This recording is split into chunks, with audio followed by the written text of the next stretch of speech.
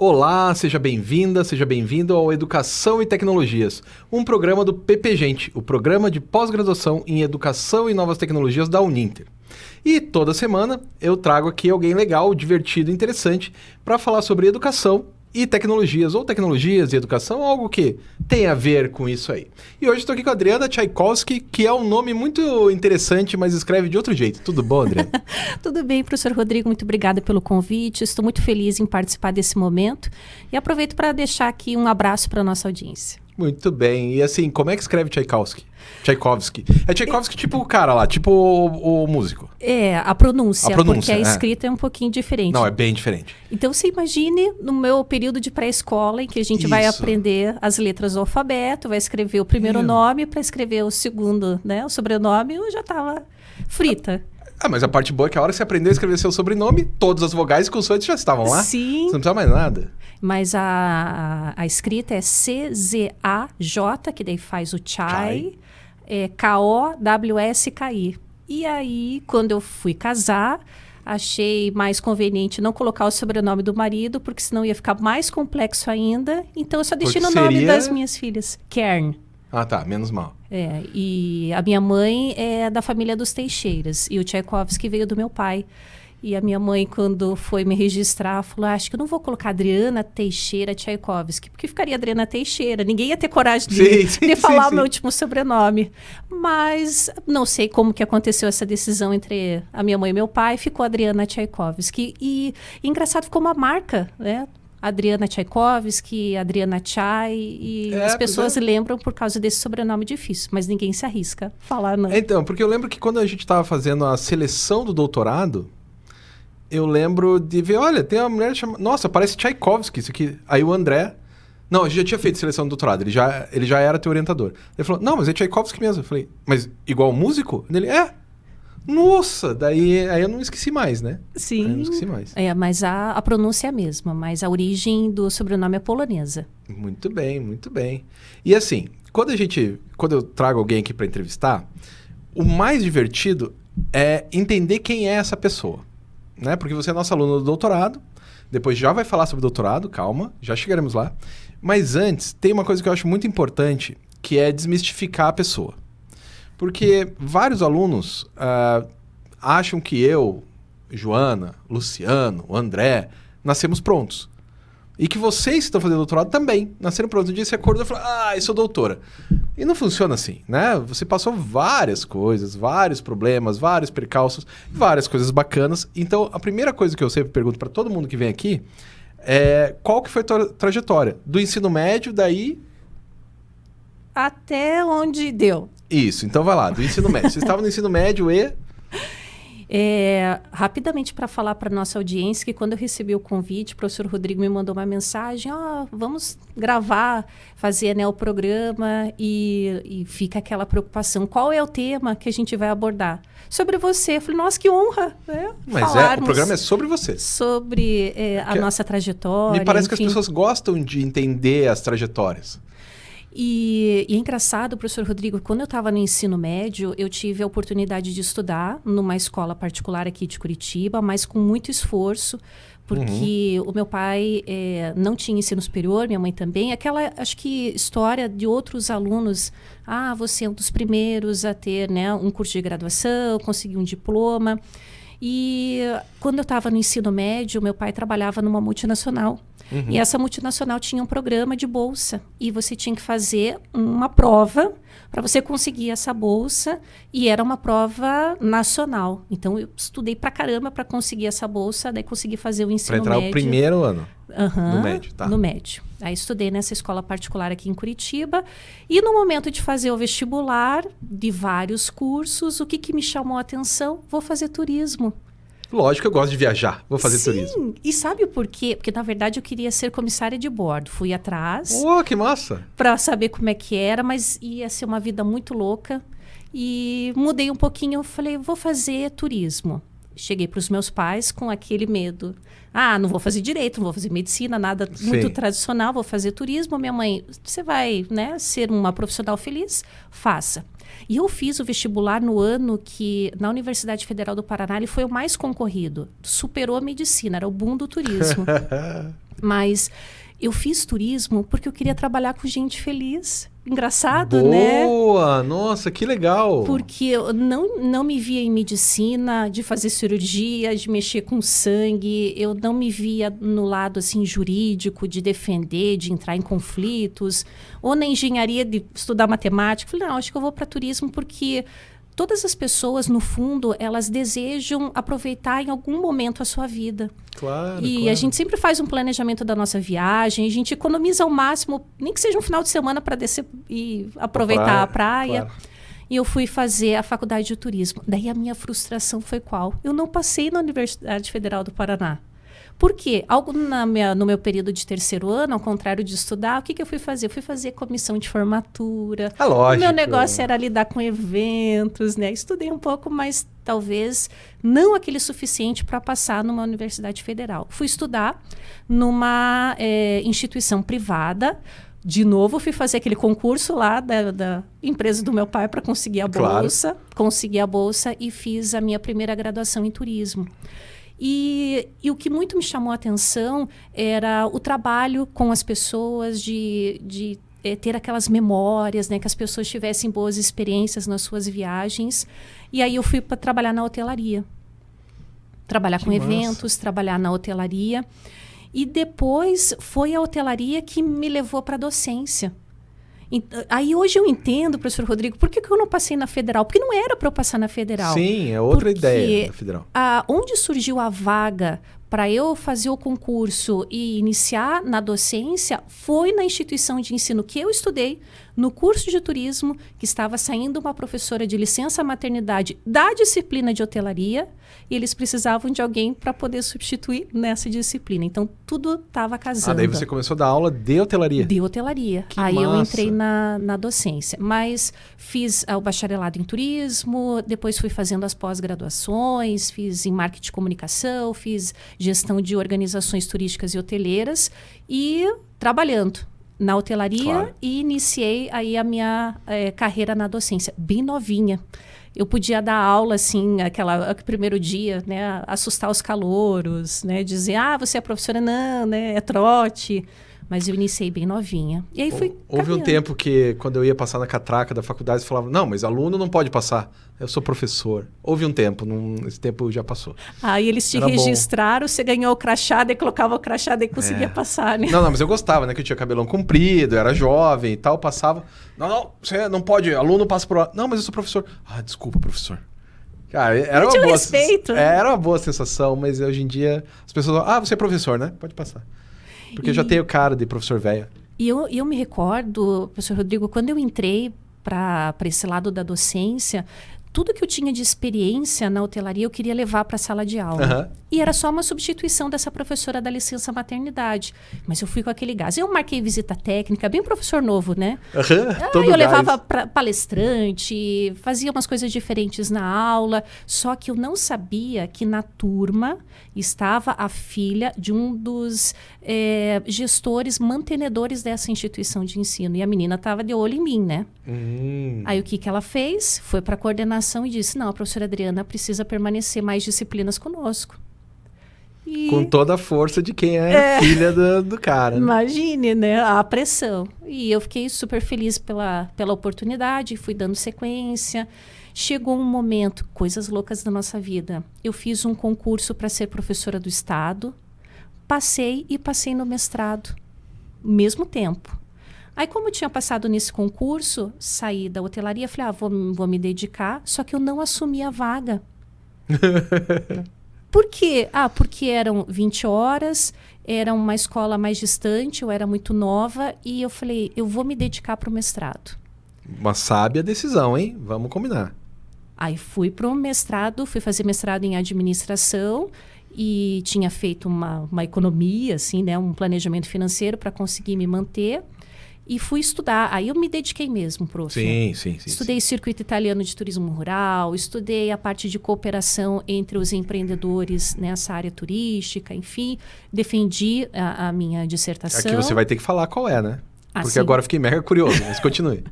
Aí defendi a minha dissertação, terminei o mestrado, o que eu vou fazer agora? preciso, né? Ganhar dinheiro, Ganhar dinheiro. Voltei para a hotelaria e continuava na docência.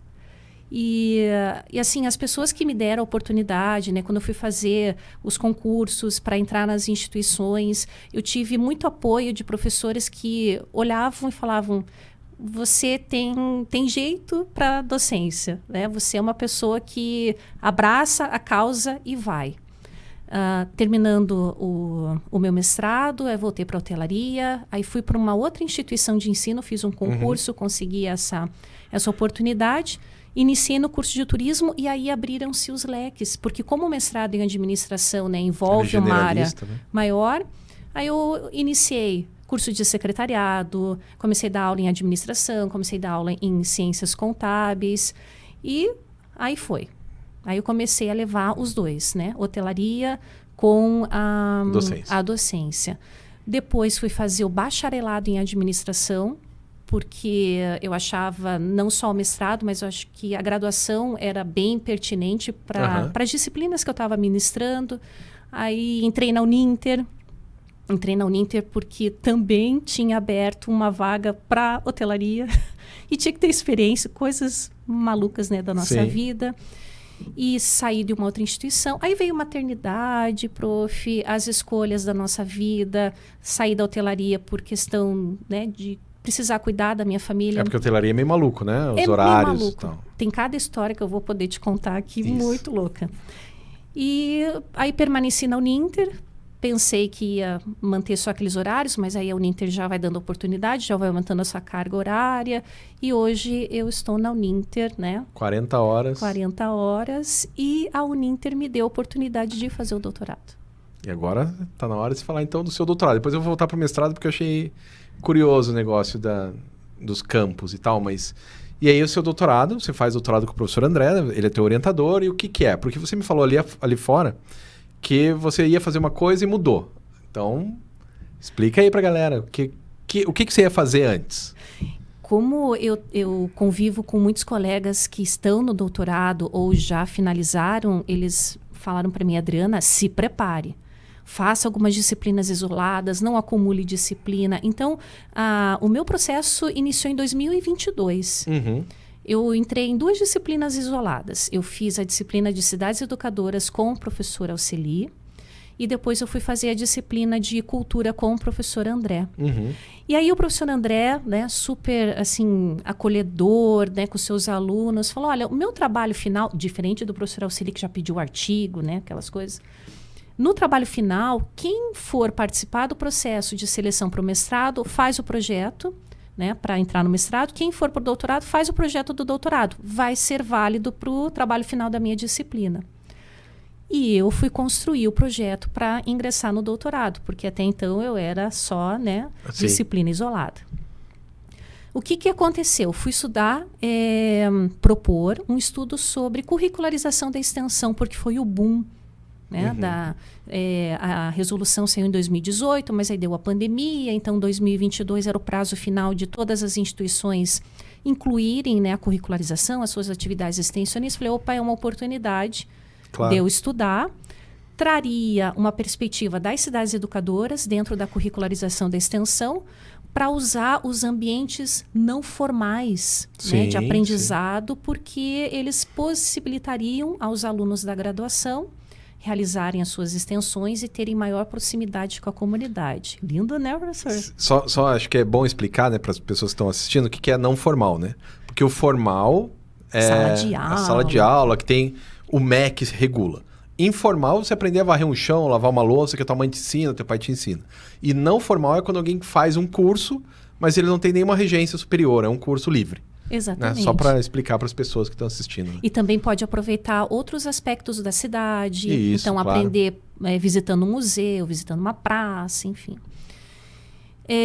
Fui caminhando, esse projeto me ajudou, ingressei no doutorado, aí consegui dispensar algumas disciplinas porque eu já tinha feito a disciplina isolada, fui fazer as obrigatórias, e aí começam a aparecer umas disciplinas bem diferentes, que dão um nó na cabeça, e o professor André me acompanhando, né? E vamos manter. Fiz alguns ajustes porque ele estava muito amplo para estudar cursos superiores de tecnologia. Eu falei, não, vou estudar só um curso. Fui fazendo esses ajustes.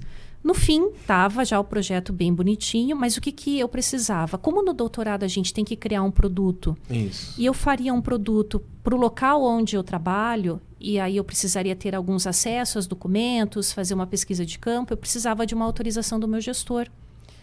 E quando fui apresentar a proposta para o meu gestor, ele falou, Adriana, a curricularização da extensão agora já está um pouco mais batido, não está?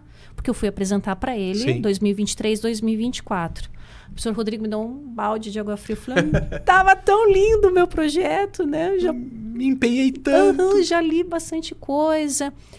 E ele falou, Adriana, estude alguma coisa assim sobre permanência do aluno num curso de graduação, no ensino superior. Estude algo envolvendo a educação à distância. Eu falei, mas o quê? E ele falou assim, olha, uma coisa legal também é estudar essas novas tecnologias, né? Por exemplo, um podcast. Nós estamos desenvolvendo os podcasts aqui na nossa escola. Alguns estão dando certo, outros ainda precisam de ajustes, né? Quem sabe você pode estudar podcast. Eu falei, opa, podcast é algo legal, né? Que tem sido trabalhado, enfim. Que é uma coisa muito bizarra, porque o podcast, quando eu comecei o meu mestrado, em 2008, eu já falava sobre podcast, em 2008. Aí sumiu e de repente surgiu de novo na pandemia, né? A pandemia deu esse boom do podcast de novo. E mudaram um pouquinho, né, as concepções sobre o podcast. Hoje tem vídeo e tal. Isso, saiu do áudio, foi agora para o vídeo. Eu falei, tá bom. Só que o que eu me preocupava? Eu precisava ter um projeto alinhado à linha de pesquisa do professor André, que estuda a memória, a cultura. Então, né, aquele podcast é a minha linha de pesquisa, né? No final das contas. Pois é, mas eu não posso agora trocar. Não. Né? Não. Só calma. Senão o professor André me mata, né? Não. Nem foi essa a ideia. Não, eu já tenho orientando. Quem sabe um convite para ser co-orientador. Isso. Quem sabe um convite para a banca já tá ótimo. Ah, então tá bom. Mas você já estava me ajudando nas indicações de leitura. Justo. Cheguei para o professor André e falei, olha, a sugestão, né, não seria tanto para esse projeto inicial da extensão, mas surgiu a ideia do podcast. Excelente, Adriana! Ótimo! Não existe publicação com tanta ênfase que nos direcione, que traga um conceito, uma definição, principalmente dentro das universidades.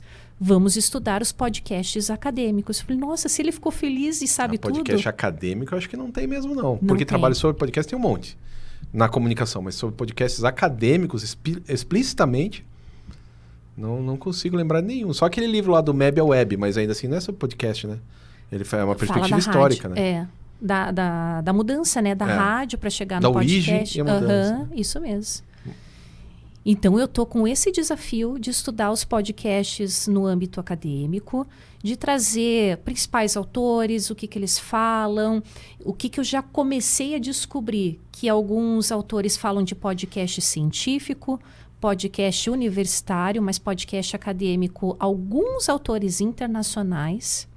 Aqui no Brasil, poucos estudos, mas na aplicação do podcast. Vou sugerir um podcast para o trabalho dos meus alunos, que eles criem um podcast, que eles façam essas gravações, que tenham os seus roteiros.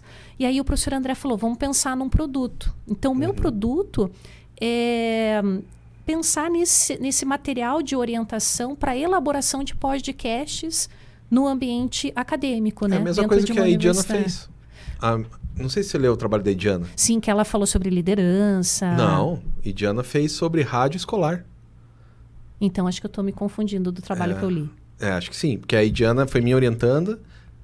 Eu acho que ela foi a penúltima orientanda antes da pandemia, que defendeu antes da pandemia, porque era ela, a Lanita e o André. Aí ela defendeu, a Lanita defendeu um mês depois, o André já defendeu online, porque já estava na pandemia.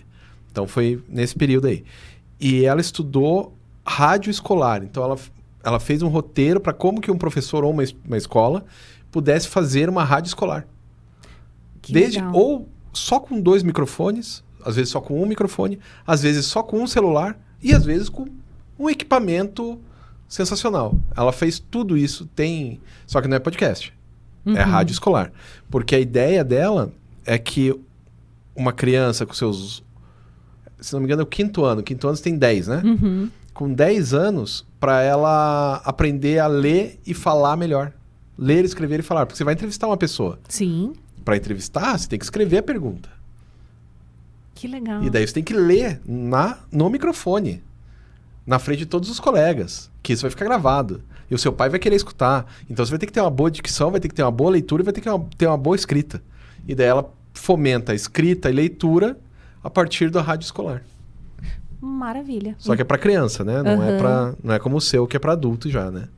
E eu acredito muito na pertinência desses trabalhos em que a gente sensacional. proporciona essa reflexão. Puxa, o que os autores estão falando? Que nem ela trouxe algo diferente para as crianças. E eu quero vou passar por comitê de ética, né? Mas eu quero ter essa oportunidade de falar com os alunos quais são esses temas, se eles participam de podcast, se eles ouvem, quanto ouvem. Quais são, porque geralmente nos deslocamentos, quando a gente vai fazer um trajeto de ônibus ou quando a gente está caminhando pela cidade, a maioria das pessoas está com fone. Não, todo mundo. Você pega todo mundo. Ontem eu falei com a menina que faz o ponto lá da gente, do direito, e daí ela tá falando sobre streaming, né? Eu falei, não tenho mais Netflix. Não tenho. Dela, não, mas Netflix é barato. Não, claro que não. Netflix é caro. Não, mas eu tenho o plano mais barato, só que ele deixa eu baixar só 10 seriados. E pro ônibus, prof, é pouco. Porque eu fico 1 hora assistindo, então eu assisto um episódio na ida e um episódio na volta todo dia. A menina pega o ônibus, senta, porque provavelmente ela mora num lugar que dá pra sentar, pega o celular, bota o foninho e fica assistindo o seriado. O trajeto inteiro. Então, tem gente que está assistindo seriado, tem gente que está ouvindo música e tem gente que está podcast. No podcast. A minha ex-namorada morava em Santos. A gente mora em Curitiba. Eu ia até lá, são 5 horas de viagem mais ou menos. Pelo menos um podcast eu escutava. 2 horas, mais ou menos. Aí depois colocava música, mas... Porque para trajeto é sensacional. E essa minha ideia de ver esse complemento, esse apoio para um aprendizado, para talvez tirar uma dúvida de um aluno ou falar de um tema que complemente aquilo que está sendo discutido na disciplina. Então, tem muita coisa legal. O que eu já consegui identificar? Poucos autores brasileiros. Então, a gente vai ter agora, né, o e-digital, e eu estou fazendo lá o meu resumo expandido também, né, prof? E são poucos autores brasileiros. Não consegui identificar nenhum autor assim que seja, nossa, esse todo mundo cita, esse é o destaque no que se refere ao podcast na educação. E se eu realmente verificar que na produção científica brasileira são poucos, eu vou para a produção científica internacional. E aí eu posso ver quem tem feito essas pesquisas, quem pode contribuir para trazer esses elementos para dentro da ideia brasileira, né? Bem bacana, bem bacana. Dá para usar aquela galera da Educomunicação lá da USP, né? Com o Sani, esqueci o nome do outro professor. Mas... Eles fizeram um dossiê dos primeiros estudos, né, sobre podcast, quem foram os primeiros professores. Agora saiu, acho que na revista deles, esse dossiê. Eu tive acesso a dissertações lá do programa. E é interessante porque eu vi uma das pesquisadoras que fez a entrevista com esses professores. E eu fiquei pensando, puxa, se ela foi para a pesquisa de campo é porque ainda não tem a parte escrita, né? Então, a gente está tendo que falar com esses especialistas para ver quais são as percepções, para daí construir essas dissertações, essas teses, para depois chegar nos artigos, nos livros, né? Eu estava lá mês passado. Estava lá vendo o nome dos caras nas portas, na USP. Se eu soubesse, era só bater ali e perguntar. Mesmo, se eu soubesse... Eles estavam ali mesmo. Estavam ali, era só... Oi, tudo bom? E são aqueles estudiosos do podcast, da comunicação, que estão caminhando agora para o podcast na educação. Esses caras estão lá na ECA, na Escola de Comunicação e Artes da USP. Eu estava lá. Se eu soubesse, se tivesse falado comigo 1 mês atrás, eu podia... trazer a resposta para você, que maldade isso. Mas as coisas da vida, né? Daí você vai ter que fazer uma viagem para São Paulo. A ECA é legal, tal. De Te dou o nome dos repente, caras. algum trabalho vai ser aceito num evento e a gente vai para lá e aí já tem contato com eles. Uma coisa por aí, assim, que é bem importante. E assim, esse esquema de trocar o doutorado, trocar o tema, é a coisa mais comum do mundo, né? Você trocar o tema. Eu tava conversando com uma menina que tá fazendo mestrado e ela, ai meu Deus, mas agora eu não sei se eu quero mais fazer. Eu falei, troca. Faz quanto tempo você entrou? Ah, faz 6 meses. Então troque. Dá tempo ainda, tem uns 6, 8 meses, né? Assim, tipo, 10 meses ainda dá, 10 tá no limite, mas até uns 9 meses, como uma gestação, você pode trocar o tema dela. Ai, mas é que eu entrei com um projeto. Eu falei, não, mas pode trocar. E digo mais, todo mundo troca. Eu troquei, o seu orientador trocou, não sei o que, trocou, todo mundo trocou. Porque você vai adquirindo uma série de conhecimentos, você vai construindo os conhecimentos e vai falar, putz, aquilo que eu gostava, eu acho que não vai funcionar. Que não é legal, que eu não gosto mais, eu aprendi, descobri uma coisa mais legal, não sei. Né? Eu passei por isso. E eu digo para todos que estiverem nesse mesmo dilema, troco ou não troco, troque, porque depois que você se enxerga e percebe, puxa, eu agora entendi o que eu quero fazer, aí flui. Porque ficar naquela indecisão, será que mantenho meu projeto? Será que eu vou para outro? Fica com receio de magoar o orientador. Não. A gente também trocou. Vocês são legais, né? E a gente também trocou nossos projetos. Eu lembro quando eu fui trocar meu projeto, falei com a Marilda, né? Que era a minha orientadora da UTFPR, do mestrado. Eu falei, assim, nossa, mas morrendo de medo também. Porque eu ia fazer uma coisa. Eu falei, Marilda, eu precisava conversar com você dela. Ela olhou assim pra mim. Ah, você vai trocar o projeto do mestrado? Tá bom. Quarta-feira a gente se encontra. Eu não falei que eu ia trocar o projeto. Mas eu acho que a minha cara... pela cara que eu fiz, ela falou, ah, você vai trocar? Tá bom. E, tipo assim, preocupação zero, sabe? Eu já sabia que você ia trocar, né? Todo mundo troca, por que você não ia fazer isso? Né? Então isso é bem bacana, assim. E o teu mestrado, o que é? Porque eu fiquei curioso. O meu mestrado foi em administração. Eu estudei empreendedorismo e inovação. Né? Também fiz aqui numa instituição de Curitiba. E quando eu ingressei no mestrado, tinha uma proposta de fazer uma pesquisa. Eu queria fazer perfil empreendedor, né? Criar um instrumento de pesquisa para conseguir caracterizar quem era o empreendedor. Ia ser uma pira. E gigante, né? Inviável. Muito. Como é que eu ia validar esse instrumento? Enfim, né? E um professor que iria me orientar acabou se desligando do programa e eu fui fazer uma disciplina sobre inovação. E tive contato com essa professora que depois me aceitou como... Você pode falar o nome, porque é sempre importante. Professora Ziglinde Cunha. Excelente. Mais senhora.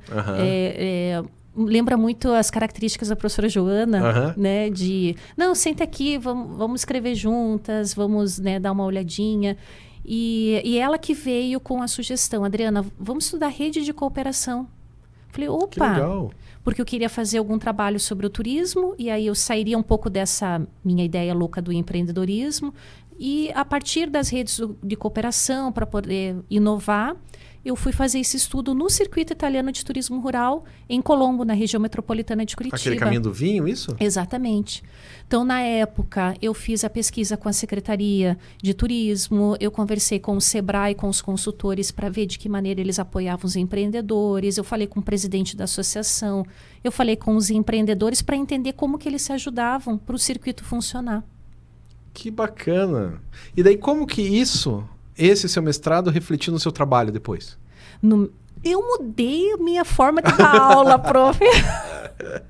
Muito bom, muito bom. Eu quero saber mais sobre isso. Vamos sabe lá. O que mais me chama a atenção, o que eu gosto mesmo, e eu acho que isso vem do turismo, como que os empreendimentos pensam os seus serviços, né, os seus produtos, para melhor atender as pessoas, como que eles criam essa experiência. Então, quando eu tive a oportunidade de ir, eu agendava, tinha que pegar, né, autorização, ia até Colombo, aí não podia me receber, voltava, ia no dia seguinte. Nossa, que delícia que deve ter sido. Gastei gasolina, prof, olha. Nossa. Mas eu ia, por exemplo, num colhe e pague. né? Então, produtores de morango que davam a experiência das pessoas visitarem o local e colherem os morangos. Que legal isso. Nossa, eu ficava pensando como é que eles se organizam para receber um grupo, para receber as famílias, para que porque é uma logística, né? Não façam essa retirada indevida do morango para estragar. Putz, tem isso. Nossa, é um monte de coisa que eu nunca tinha pensado. Coisa. Como é que depois eles vão cobrar? Como é que a pessoa vai levar isso? Cobra por quilo, né? Ok. Mas como é que você faz pro cara não pegar o morango meio verde, que daí ele não vai... E parece que quando as pessoas entram, nossa, que legal, vamos pegar o morango, né? Sai arrancando e passar essa orientação. Então, lidar com a sustentabilidade. Depois eu tive a chance de visitar os empreendedores que pegavam esses morangos e produziam as geleias, né? Produziam os seus produtos mais artesanais, a própria produção do vinho, como é que se elaboravam os cardápios para as pessoas terem o incentivo de ir até lá e passar o dia nesse local, como que eles estruturaram o mapa para que o turista que fosse até esse circuito caminhasse entre esses empreendimentos, ou se não tivesse tempo, quais sugestões ele, né, receberia para visitar e não perder a sua viagem. Então, essa visão da experiência de você ter contato com os outros indivíduos, eu levei isso para dentro da sala de aula. Então, eu comecei a enxergar o aluno de maneira diferente. Uhum. Então, antes o aluno não fazia um trabalho. Meu Deus, a culpa é minha, eu dei uma aula ruim. Não. Ele tem as características, ele tem as vontades dele. Eu acho que se eu puder conversar e ver, né, algumas situações desse aluno, eu posso, às vezes, até adaptar, né, a minha linguagem, fazer com que ele também se motive para acompanhar a aula. E mudou a minha cabeça, prof. Mudou, assim, muito. E hoje eu enxergo essa necessidade das pessoas terem experiência, de terem um cuidado, de terem um acolhimento, de você se comunicar bem, muito melhor do que antes de ter feito esse trabalho no mestrado. Quando eu terminei o mestrado, que eu voltei para a hotelaria é uma vida muito louca. São 24 horas. Sim. Quando eu ingressei nesse hotel, eu entrei na área do departamento de reservas e logo eu tive a oportunidade de assumir a chefia de recepção, que é uma coisa muito louca, porque a recepção é o todo. É o todo. Desde o cara que não tem um travesseiro até o cara que está com o registro errado, tudo desemboca ali, né? Tudo é na recepção. O moleque que caiu, bateu a cabeça, arrebentou o supercílio, vai parar na recepção. E quando eu recebi essa proposta, eu falei, não, eu topo. Os meus colegas, você é louca? O que você vai fazer na recepção? Você está tão tranquila, você trabalha num horário mais flexível, você vai entrar em escala, você tem que trabalhar feriado, você tem que trabalhar final de semana. Sim, mas trabalhar na recepção traz uma experiência para a vida. Você vê cada coisa dos colaboradores e também dos hóspedes. Mas hoje eu estou muito mais safa para as coisas da vida. Porque eu já passei por cada situação louca dentro do hotel. Você podia contar uma ou duas aqui para ilustrar. Você não precisa contar qual é o hotel e vai dar tudo certo. As pessoas vão ver Adriana Tchaikovsky, que já tem um sobrenome meio diferente, vão lá no meu currículo. Eu não tinha pensado foi nisso. Nesse hotel. Muitas confusões com os termos técnicos da hotelaria, né? Day use, check-in, check-out. Então, era muito comum quando as pessoas iam embora, né, do hotel, entregavam, né, na época, o seu cartãozinho. Eu vim fazer o check-up. Falei, Lógico. Acho que não, né? Acho que vim fazer o check-out. Mas uma situação que me marcou muito foi uma senhorinha que veio, fez a reserva pela agência de viagens, então ela comprou um pacote e estava inclusa a hospedagem nesse hotel que eu trabalhava. E um dos termos que a gente usa no turismo chama-se no-show. E se escreve, né? No-show. Então, o que significa? Se o hóspede não comparecer na primeira diária, nós podemos fazer a cobrança, porque ele estava, né, o apartamento reservado. Sim. E a pessoa não veio. Mas se ele tem 5 diárias, o no-show é só da primeira diária, né? Os demais significa que o hotel vai ter tempo de vender essa acomodação para um outro cliente. E a senhorinha chegou feliz, fez o check-in, foi até a sua unidade habitacional. De repente, ela comparece à recepção e ela pergunta, gostaria de mais informações sobre o show. Falei, lógico. Show? E nós atendíamos muito na época do Palácio Avenida, que tinham as apresentações, mas não era a época do Palácio Avenida. Eu falei, nossa, mas qual show que a senhora deseja, né? Viu alguma programação aqui na nossa cidade? Eu bem solista, posso acessar aqui, né? O que a gente tá falando tem. duas coisas diferentes, né? Tá. Dela, não, o show do hotel.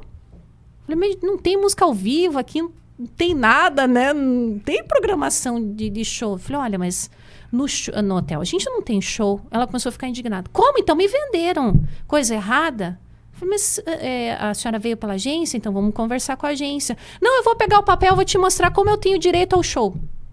Foi. No show. Foi até o apartamento, pegou o papel, garantia de no show. Mas o que? A reserva dela tinha garantia de no show pro hotel, caso ela não comparecesse. Até ela entender, prof. Rodrigo, foi uma coisa muito louca. Eu já tive casos com colaboradores. Então, eu trabalhava com um grupo masculino, né? De recepcionistas e mensageiros, porque eles também eram manobristas. Uhum. E, de certa forma, pelo perfil do hotel, trabalhar com homem era um pouco mais tranquilo, porque se não viesse o recepcionista, eu conseguia fazer a troca pelo mensageiro. Um faz o horário de intervalo do outro, manobra carro, do que pegar uma mulher e ter que levar carro para o estacionamento, né? Ou carregar bagagem. Sim. E eu me lembro num período que eu tinha um mensageiro bem complicado. E era o turno 2, que começava às 15 horas até às 23. E eu trabalhava até 18h30, 19 horas, e eu dava aula à noite. Então, tinha que me deslocar até uma outra instituição de ensino um pouco distante, assim, do centro de Curitiba. Então, eu tinha esse mensageiro e eu tinha os recepcionistas. E ele aprontava. Ele sumia, ele inventava moda.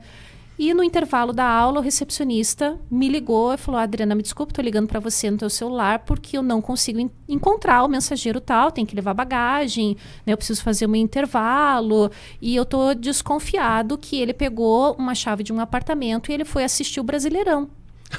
Foi assistir o jogo. Falei, eu acho, qual que é o apartamento? Apartamento tal. Falei, então transfira essa ligação para lá. Nossa. E eu no telefone. Aí o mensageiro atendeu, porque tocou, né, o telefone na unidade habitacional. Por que o cara atende? Porque não sei, né? Enfim. Atendeu. Fulano, oi. Aqui é a Adriana. Dona Adriana. Como se eu fosse já mais velha. O que você está fazendo nesse apartamento? Não, eu vim verificar o ar-condicionado que não funciona, mas quanto que está o jogo? Ele, não. Aí a gente já começa, nem tem câmera, essas coisas. Eu falei, não, porque eu tô vendo, né, aqui que o aparelho de TV tá ligado, né, que você já tá um período nessa unidade habitacional, hoje é dia de jogo. A gente dá aula, né, prof? Sabe os dias que as pessoas não comparecem. Sim.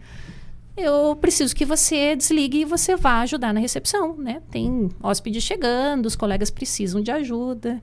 Aí eu sei que ele desligou e desceu. Só que o pior é que ele ficou bravo com esse recepcionista que ligou para avisar.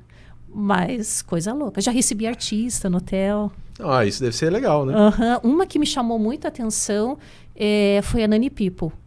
Sei. Ela fez até um negócio para o Uninter ano passado, retrasado. 2023. Sim, mas quando eu tive a chance de atender lá no hotel, foi em outro período que ela veio fazer também uma apresentação em Curitiba. E ela chega produzida, bonita, né? Montada, maquiada e muito educada. Cara, ela é muito engraçada. Putz, eu tive um piti de tanto rir na apresentação dela. Mas continue, desculpa. E muito assim, sabe... educada, e você pensa, artista vem cansado, ou tem as exigências, né? Teve um caso muito interessante do seu Jorge, que se hospedou e a minha colega estava atendendo o café da manhã, nem tinha ideia quem era o seu Jorge, né? E ela na frente, né, do salão faz a conferência, né? Geralmente quando você vai tomar café, qual é o seu apartamento? Bom café, só para marcar quem está tomando café. E chegou o seu Jorge, bom dia! Ela falou, meu Deus, esse é o seu Jorge. Mas, assim, por aparência eu não tinha reconhecido, né? Ela tava olhando. Na voz, assim... Na voz, é o seu Jorge. Aí, daí qual é o seu nome? Seu Jorge. O nome dele é Seu. Primeiro nome, Seu. Segundo, Jorge. Mas engraçado, porque tinham artistas que vinham os nomes, né? Que a gente... Os corretos, né? Não de artista.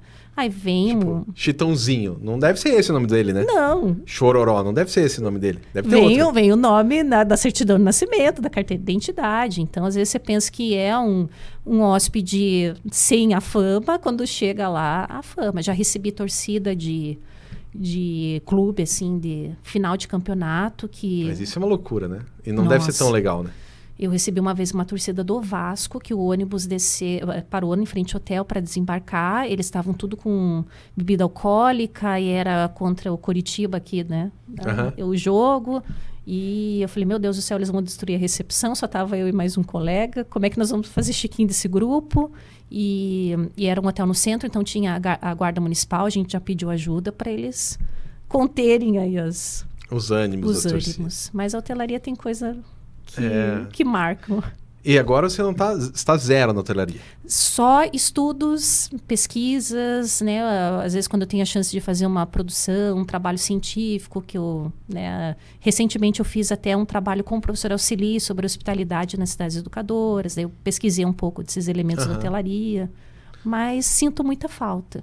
Mas você está fazendo o que na Uninter, exatamente? Você é coordenadora, vamos lá, você é coordenadora do curso de secretariado. Secretariado, essa palavra sumiu. E assessoria executiva digital.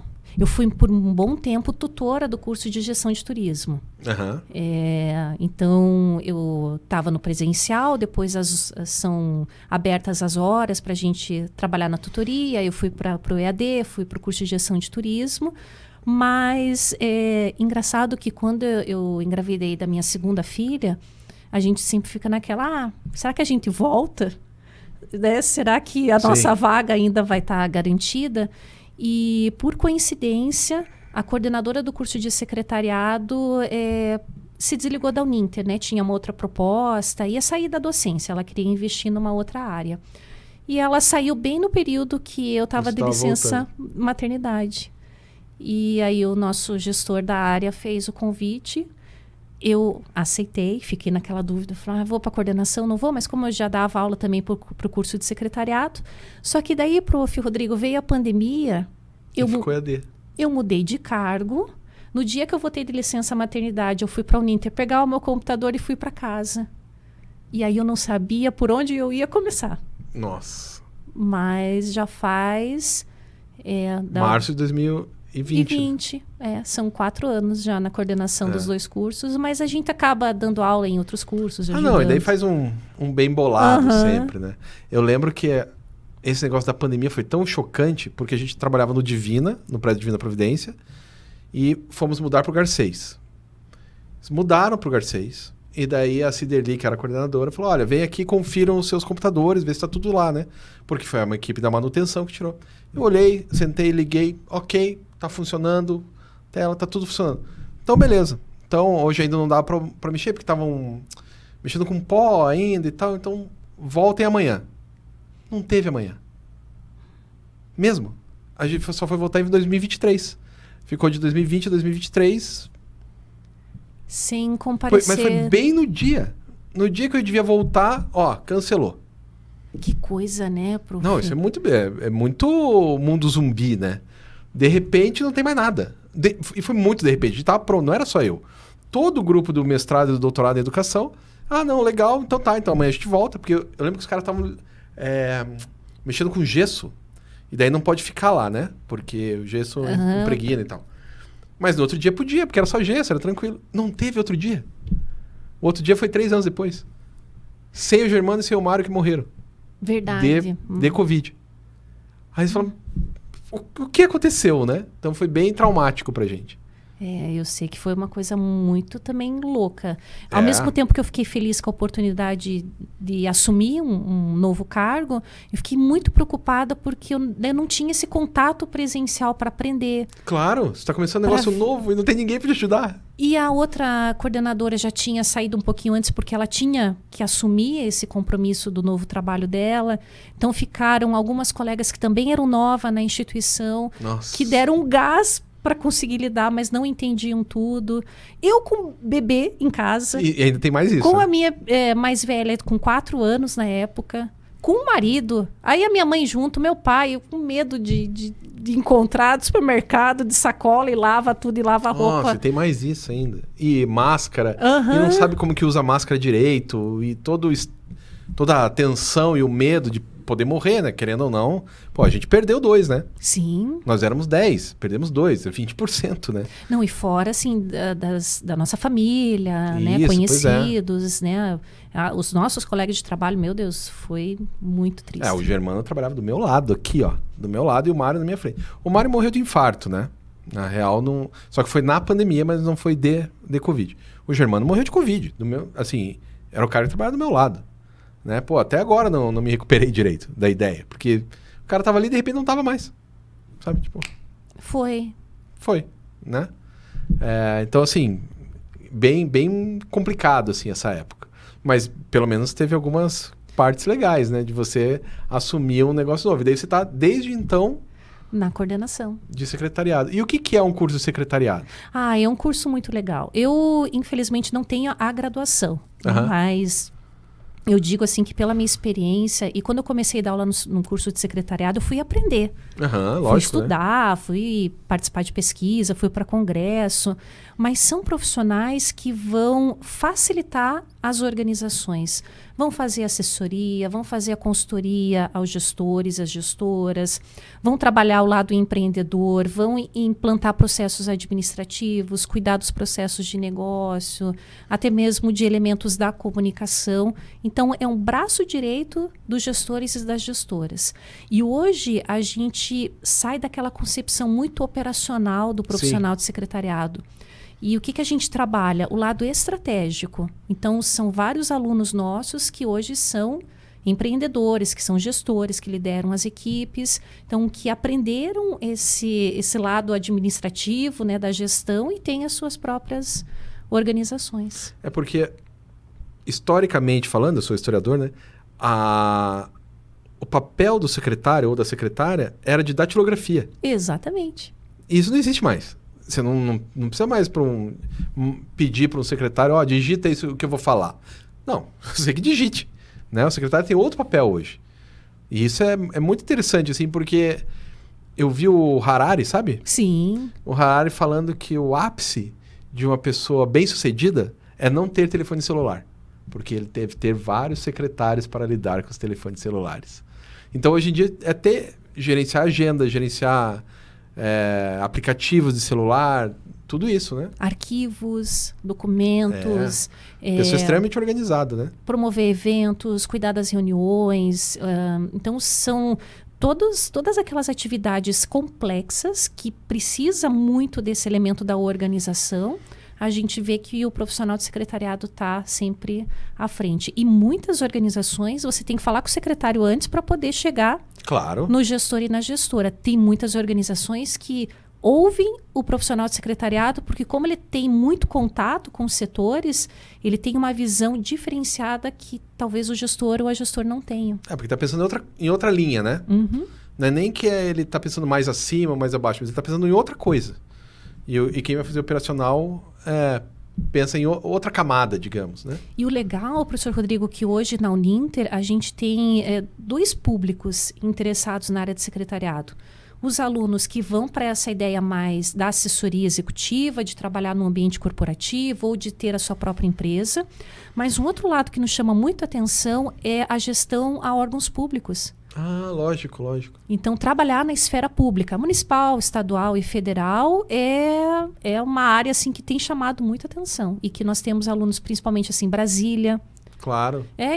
Todas as cidades, né, têm os seus Brasília tem mais, né? Brasília, mas é que Brasília tem os profissionais são muito presentes e eles realmente defendem a causa, assim, essa atividade do profissional de secretariado tem que ser um secretário executivo. Que legal. E qual que é o outro curso que você está... Assessoria Executiva Digital. Que seria? Que seria, não é nenhum sinônimo do secretariado, mas são profissionais que vão contribuir para aqueles gestores, gestoras que querem pegar os seus negócios que hoje são mais tradicionais ou atuam apenas em ambiente físico e vão ser inseridos nesse contexto digital. Tipo um psicólogo.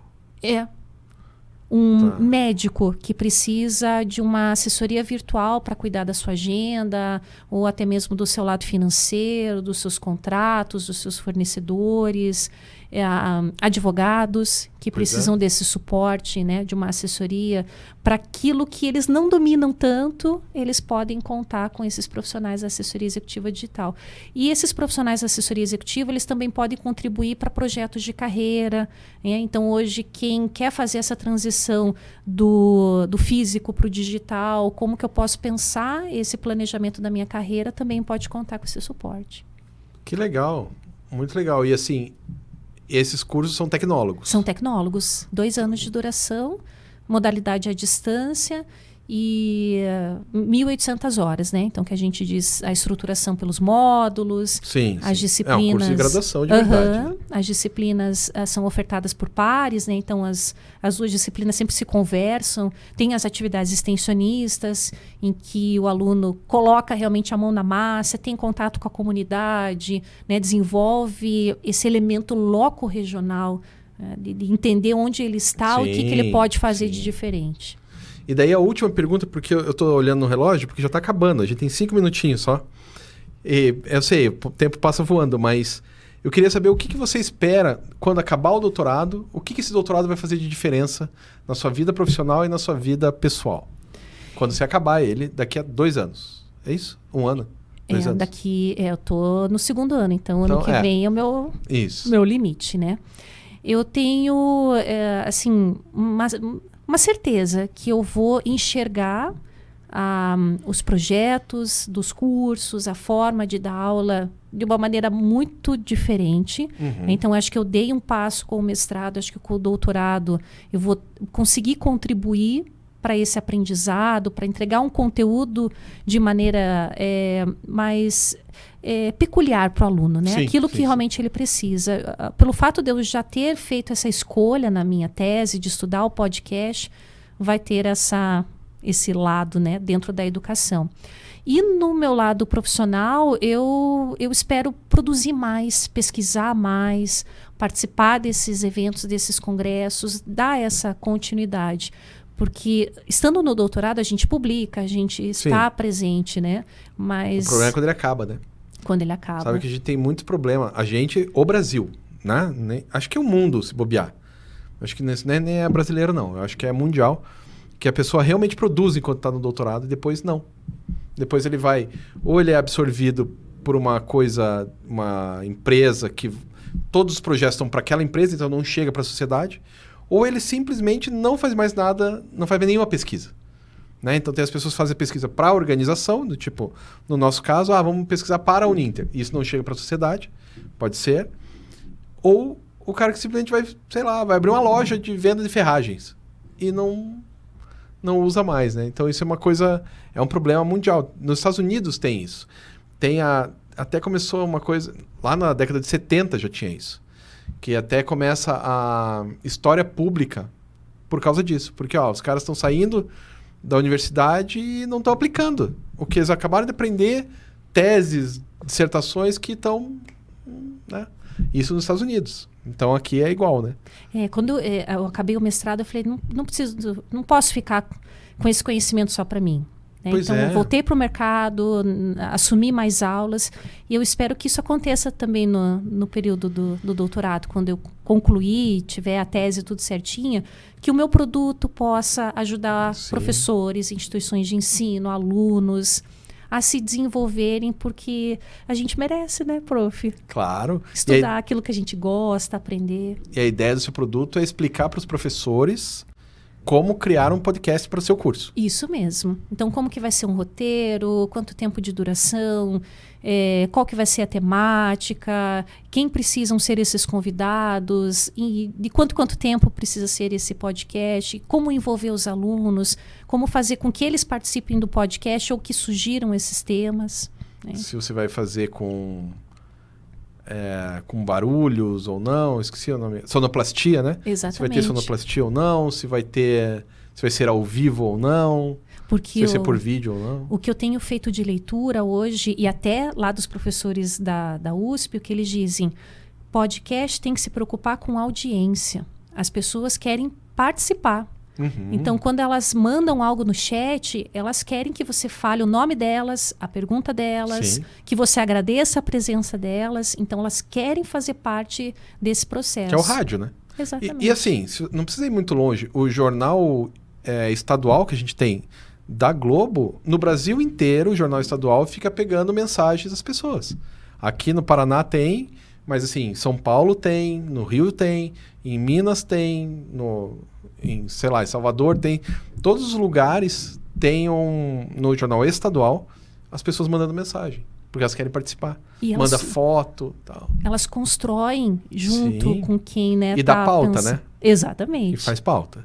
E mostra que aquilo não está sendo falado por acaso, mas que tem alguma relação com a vida daquele indivíduo. E aí ele se sente confortável de mandar a participação. Então, espero que isso aconteça no podcast dentro das universidades.